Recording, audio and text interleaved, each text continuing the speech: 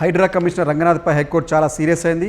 ఇవాళ లోతుకుంట భూముల వ్యవహారంపై విచారణ జరిపిన ధర్మాసనం హైకోర్టు ఏం చేసిందంటే హైడ్రాకు సంబంధించిన కమిషనర్ రంగనాథ్ని ఆయన బర్తరఫ్ చేయాలని చెప్పేసి ఆదేశించింది. రంగనాథ్ని వెంటనే విధుల నుంచి తప్పించాలని చెప్పేసి రాష్ట్ర చీఫ్ సెక్రటరీకి ఆదేశాలు జారీ చేసింది. అయితే ఇప్పటివరకు అనేక సార్లు హైడ్రా తన పరిధిని దాటి ప్రవర్తించింది.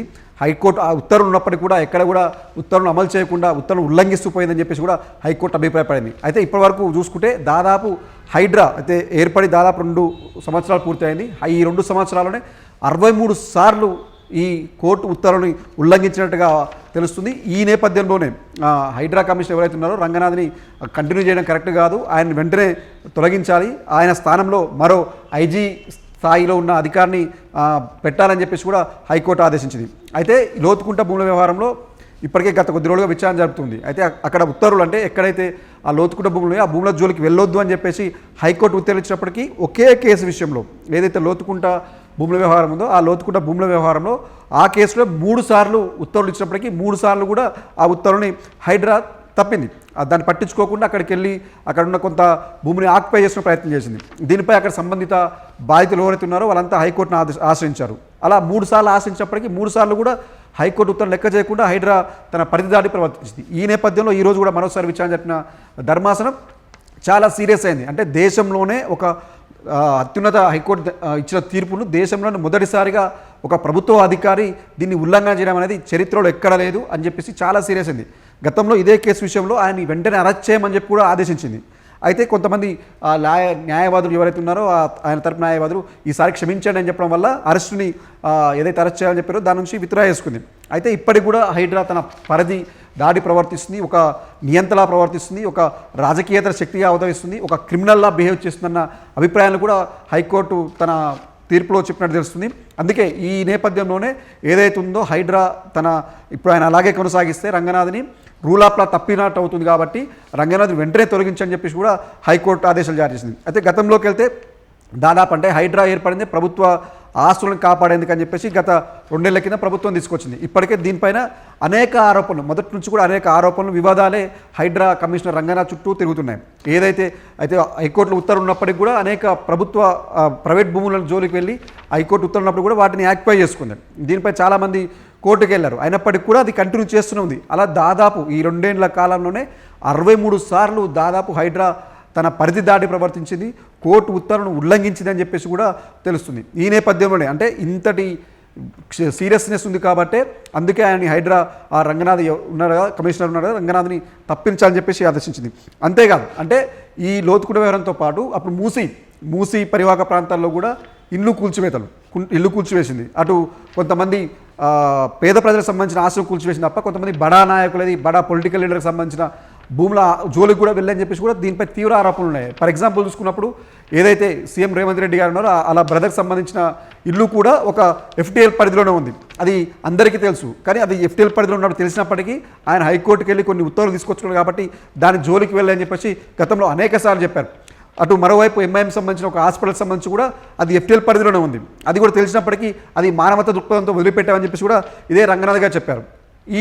ఈ అంటే పొలిటికల్ బ్యాక్గ్రౌండ్ ఉన్న వాళ్ళకి ఈ రకంగా వేరే ప్రజలు సామాన్య ప్రజలు ఎవరైతే ఉన్నారో వాళ్ళ ఇంటిపై పట్టబగలే వెళ్ళి ఇళ్లను ధ్వంసం చేయడం, మరోవైపు అంటే సాటర్డే సండే అంటే వీకెండ్లో కూడా అక్కడికి వెళ్ళి ఇళ్ళను కూల్చివేసింది. అప్పుడు కూడా హైకోర్టు చాలాసార్లు సీరియస్ అయింది. అంటే వీకెండ్లో మీరు ఎప్పుడు పని చేస్తారా, వీకెండ్ అంటే వీకెండే కదా, వీకెండ్లో ఎందుకు మీరు ప్రభుత్వ అధికారితో పనిచేస్తున్నారు, ఎందుకు కూల్చివేతలు చేస్తున్నారు అని చెప్పేసి కూడా గతంలో కూడా అనేక సార్లు సీరియస్ అయింది. అయినప్పటికీ కూడా ఈ హైడ్రా పరిధిలో మాత్రం ఎలాంటి మార్పు రాలేదు, అలాగే కొనసాగిస్తూనే తన ఏవో రకంగా చెప్పాలంటే ఒంటెద్దు పోకడతోనే వెళ్ళారు తప్ప దానిపై ఎప్పుడు కూడా రివ్యూ చేయలేదు. హైకోర్టు ఎన్నిసార్లు ఉత్తర్వులు ఇచ్చినప్పటికీ, హైకోర్టు ఎన్నిసార్లు ముట్టికాయలు వేసినప్పుడు కూడా మారని పరిస్థితి కనపడింది. ఈ నేపథ్యంలో మరోసారి అంటే ఈ లోతుకుంట ఇష్యూపై చాలా సీరియస్ ఉంది.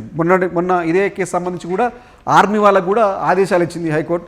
ఏమనంటే ఆ భూముల జోలికి వస్తే, ఆర్మీకి సంబంధించిన భూముల జోలికి వస్తే హైడ్రా అధికారులందరినీ బంధించండి, మీ దగ్గరే పెట్టుకోండి, అప్పుడు వాళ్ళకి తెలిసి వస్తుంది ఎవరు వచ్చినా హైడ్రా అధికారులు కావచ్చు, పోలీసులు కావచ్చు, ఆ భూముల్లోకి అడుగు పెడితేనే వాళ్ళని బంధించండి కూడా మొన్న చెప్పింది.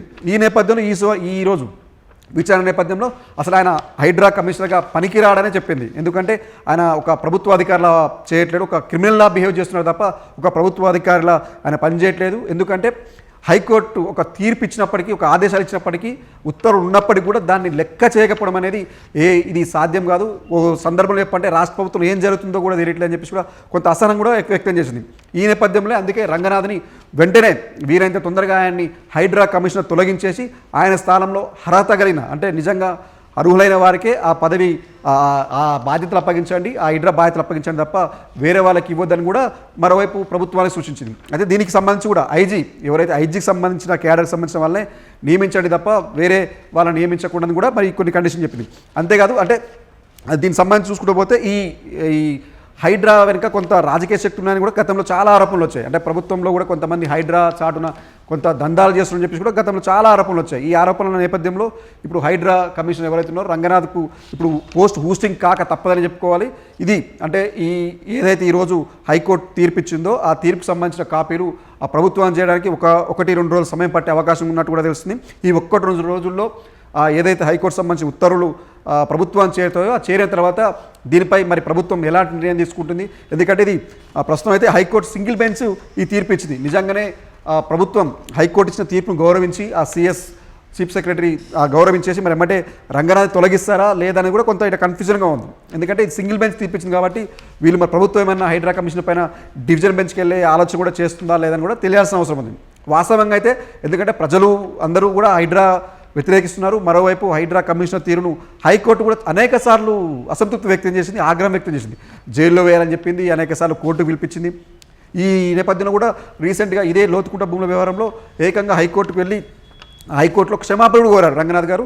అంటే తను చేసిన పొరపాట్లకు క్షమాపణ కోరుతున్నాను కూడా క్షమాపణ కోరాడు. అయినప్పటికీ కూడా హైకోర్టు మాత్రం దాన్ని క్షమాపణ పరిధిలోకి తీసుకోలేదు. ఎందుకంటే పదే ఇన్నిసార్లు తప్పు చేసినప్పుడు ఆ క్షమాపణ చెప్పినా ఒకటే చెప్పకపోయినా ఒకటే, మీ క్షమాపణలు మేము పరిగణలోకి తీసుకోమని చెప్పేసి కూడా చెప్పే ఈ రకంగా ఆయన ఎవరైతే రంగనాథ్ ఉన్నారో రంగనాథ్ని తొలగించాలని చెప్పేసి చెప్పింది. మరి చూడాలంటే ప్రభుత్వం కూడా నిజంగానే హైకోర్టు ఆదేశాలని పాటిస్తూ నిజంగానే అంటే ఎందుకంటే 63 సార్లు అంటే 1 కాదు 2 కాదు 2 సంవత్సరాలు అంటే 24 నెలల్లోనే 63 సార్లు కోర్టు ఉల్లంఘనకు పాల్పడడం అంటే అది నిజంగా ఒక హిస్టరీ అని చెప్పుకోవాలి. అలాంటి సమయంలో ఈ హైడ్రా రంగనాథ్పై నిజంగా చర్యలు తీసుకుంటుందా లేదంటే హైడ్రా రంగనాథ్ కాపాడే ప్రయత్నంలో భాగంగా మరి ఏమైనా డివిజన్ బెంచ్ కూడా వెళ్ళి కోర్టు డివిజన్ బెంచ్కి వెళ్ళి మరి ఏమైనా తీర్పుని ఆపిచ్చే ప్రయత్నం చేస్తుందని చూడాల్సిన అవసరం అవుతుంది. మొత్తంగా మాత్రం ఒక రకంగా చెప్పాలంటే చాలామందికి ఇది ఒక గుడ్ న్యూస్ లాగానే చెప్పుకోవాలి. రంగనాథ్ లాంటి వ్యక్తి ఈ హైడ్రా అంటే ఒక నియంత్రణ ప్రపంచం వస్తున్న ఆరోపణల నేపథ్యంలో అలాంటి హైడ్రాపై హైకోర్టు ఇంత సీరియస్ అయ్యారని పదవి నుంచి తప్పించాలని చెప్పేసి ఆదేశం మాత్రం కొంచెం సంచలనంగా మారింది. ఇది ఒక రకంగా హైడ్రాకే కాదు ప్రభుత్వాన్ని కూడా పెద్ద